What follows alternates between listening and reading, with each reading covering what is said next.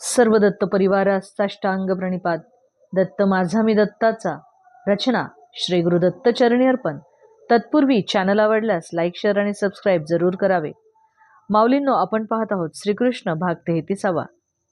यापूर्वीच्या भागामध्ये आपण पाहिले की श्रीकृष्ण आणि बलराम यांचे सवंगडी यांनी त्यांना तालवन नामक एका वनाची माहिती सांगितली आणि त्या वनामध्ये अतिशय मधुर अशी फळे आहेत.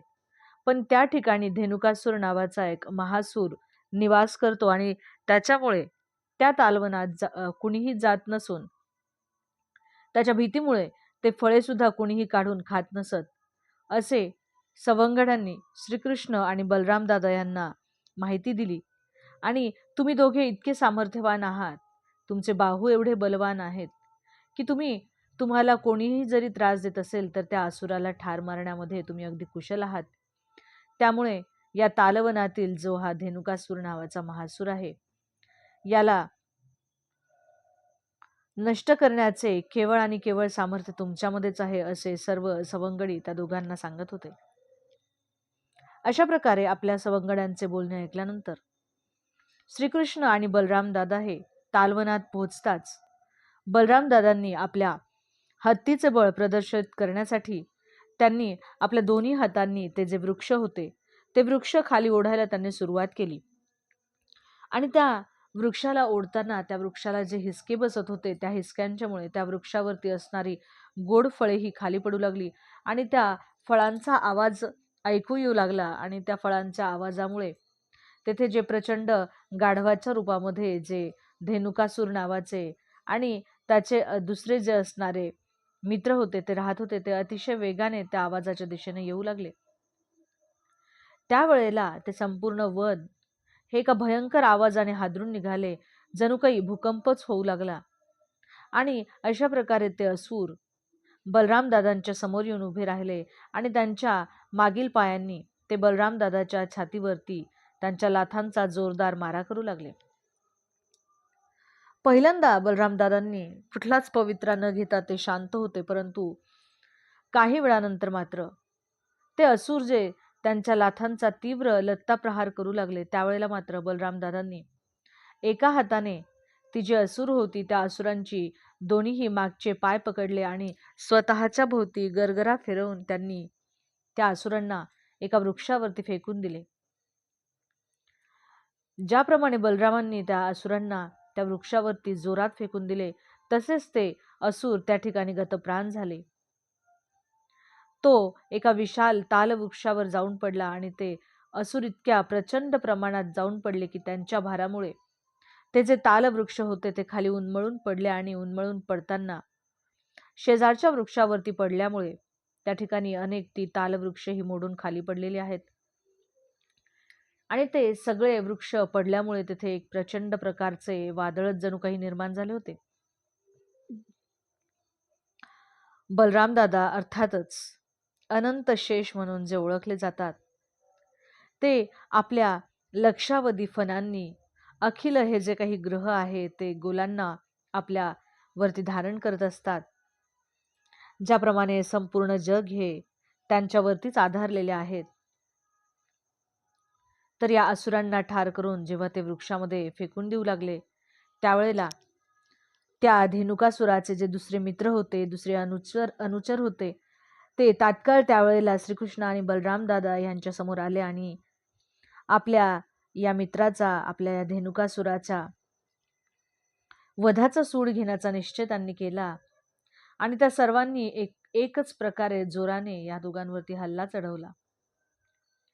ज्याप्रमाणे बलराम दादांनी त्या असुराचे मागचे दोन्ही पाय उचलून त्याला गरगरा फिरवून दूर भिरकावून दिले होते, त्याच प्रकारे दोघांनी मिळून पुन्हा त्या धेनुकासुराचे जे मित्र होते त्या सर्व मित्रांना एक एक करून ठार मारले आणि त्या वृक्षांच्या मध्ये त्या सर्वांना त्यांनी फेकून दिले. या सगळ्या गाढवांच्या मृत शरीरामुळे त्या ठिकाणी एक अतिशय विचित्र असा देखावा निर्माण झाला होता. हे सर्व दृश्य पाहून इकडे उच्च निवासातील देवी देवता हे आनंदाने ढोल नगारे वाजू लागले आणि त्यांनी वरून आकाशातूनच बलराम दादा आणि श्रीकृष्ण परमात्मा यांच्यावरती पुष्पवृष्टी करून त्यांचे सर्वजण स्तुती गायन करू लागले. अशा प्रकारे कृष्ण आणि बलराम दादांनी धेनुकासुराचा वध केला होता. त्या वधाच्या नंतर काही दिवसातच त्या वनामध्ये सर्व लोकांचे जाणे येणे सुरू झाले. तेथील सर्व गोड फळे सर्वजण खाऊ लागले. त्या वनामध्ये पशुसुद्धा अगदी भयरहित होऊन त्या ठिकाणचे गोड फळे खाण्यासाठी येऊ लागले. अशा प्रकारे श्रीकृष्ण आणि बलराम दादांच्या दिव्य अशा लीला चरित्रांचे वर्णन करून कोणीही आपल्या आयुष्यामध्ये पुण्य संचय करू शकतो. संध्याकाळ झाली. बलराम दादा आणि श्रीकृष्ण हे आपल्या सवंगड्यांच्या सह वृंदावन ग्रामामध्ये प्रवेश केला आणि ते आपापल्या बासऱ्या वाजवत होते आणि गोपबालकांनी बलराम दादांच्या आणि श्रीकृष्णाच्या जे काही त्यांनी वनामध्ये अद्भुत कृत्य केले होते त्या कृत्याची प्रशंसा सर्वजण करू लागले. बलराम दादांच्या बासरीचा ध्वनी ऐकताच, श्रीकृष्णांच्या बासरीचा ध्वनी ऐकताच त्या ठिकाणच्या ज्या तरुण गोपिका होत्या त्या लगबगीने बाहेर आल्या आणि श्रीकृष्णांच्या दर्शनाने त्या हर्षभरीत झाल्या. दिवसभर श्रीकृष्ण परमात्मा हे वनामध्ये जाऊन गायींना चरण्यासाठी जात असत आणि दिवसभर ते वृंदावनात त्यांच्या अनुपस्थितीमुळे त्या सर्व गोपिका ह्या अतिशय उदास राहत असत. पण श्रीकृष्ण परमात्मा हे घरी आल्यावरती मात्र सगळ्यांच्या सर्व चिंता ह्या दूर व्हायच्या आणि श्रीकृष्ण भगवानांच्या मुखकमळातील लावण्यसव अधाशीपणाने सर्वजण पान करू लागत असत. श्रीकृष्ण आणि बलराम दादा हे घरी येताच माता यशोदा आणि रोहिणी माता ह्या त्यांना घेण्यासाठी पुढे आल्या आणि त्या समयी त्या त्यांच्या पुत्रांची सेवा करू लागल्या आणि त्यांच्या दिव्य पुत्रांना त्यांनी आशीर्वाद दिले. आपल्या पुत्रांना त्यांनी स्वच्छ स्नान घातले आणि सुंदर असे वस्त्र परिधान केले, त्यांचा शृंगार केला. भगवान श्रीकृष्णांची वस्त्रे ही पीतवर्णाची तर बलराम दादांची नीलवर्णाची होती. अशा प्रकारे त्या दोघी जणींनी भगवान श्रीकृष्णांना आणि बलराम दादांना सुंदर अशी गळ्यात पुष्पहारे घातली, अलंकार घातली. कुरणामध्ये दिवसभर गाई गुरांना चारून चारून ते थकले असल्यामुळे आता ते पुन्हा ताजेतवाने आणि सुंदर दिसू लागले. दोन्ही मातांनी आपल्या या दोन दिव्य बालकांना स्वादिष्ट अशी व्यंजने वाढली. कृष्ण आणि बलराम दादा हे मोठ्या आनंदाने त्यांनी भोजन केले आणि भोजनाच्या नंतर ते सुंदर अशा शय्येवर पहुडले. दोघांच्याही माता त्यांना विविध गीते गाऊन झोपवू लागल्या. अशा रीतीने बलराम दादा आणि श्रीकृष्ण परमात्मा आणि त्या ठिकाणचे सर्व जे काही त्यांचे सवंगडी होते ते अशा प्रकारे वृंदावनातील या सुंदर अशा सुखस्वादन जीवनाचे ते सर्वजण अशा सुंदर जीवनाचे ते सुखास्वादन करत होते.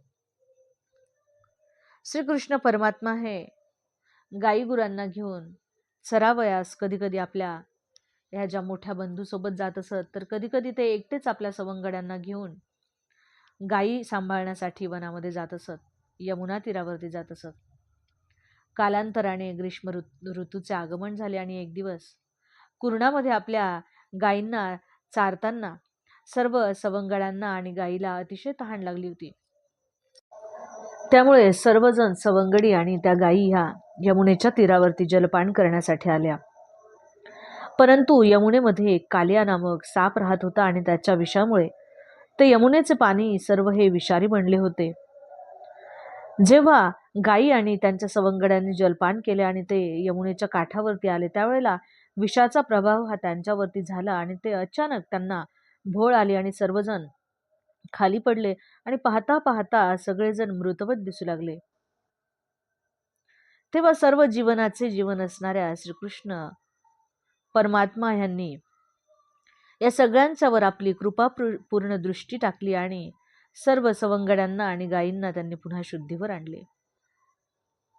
सर्वजण एकमेकांच्याकडे आश्चर्याने पाहत होते आणि सर्वांना हे समजले की आपण सर्वजण ह्या यमुनेच्या पाणी पिऊनच गतप्राण होत होतो, परंतु आपल्या भगवान परमात्म्याने आपल्यावरती जी कृपामय दृष्टी टाकली आणि त्यामुळेच आपल्या सर्वांना पुनर्जीवन प्राप्त झाले. अशा रीतीने सर्व योगसिद्धींचे स्वामी श्री योगेश्वर यांनी पुराण पुरुषोत्तम श्रीकृष्णांच्या अशा प्रकारच्या योग सामर्थ्यांची त्यांनी प्रशंसा केलेली आहे. अवधूत चिंतन श्री गुरुदेव दत्त. दिगंबरा दिगंबरा श्रीपादवल्लभ दिगंबरा. जय श्री कृष्ण.